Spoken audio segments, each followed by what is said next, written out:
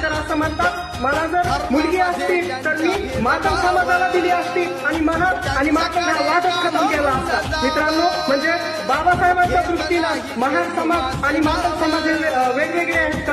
आपण त्याच्यासाठी लढत करतोय. जर आपण आरक्षणाचं वर्गीकरण केलं, सरांनी फार सुंदर आपल्याला आरक्षणाचं वर्गीकरण करताना सांगितलं की 108 तुम्ही घटना दुरुस्ती बघा, 10% आरक्षण कुणाला दिले.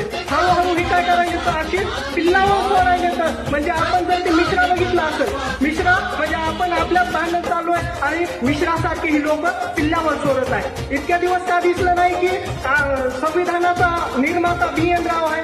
बरं ठीक आहे, संविधानाचा निर्माता जर BN राव असेल, मग आरक्षण बी BN रावनं दिलं असेल. मग ते आरक्षण तरी मान आलं. इकडं संघाच्या शाखेमध्ये म्हणजे आमचे जे तरुण जायलेत ना, म्हणजे काहींचं भान गेलंय. काही काय करतात की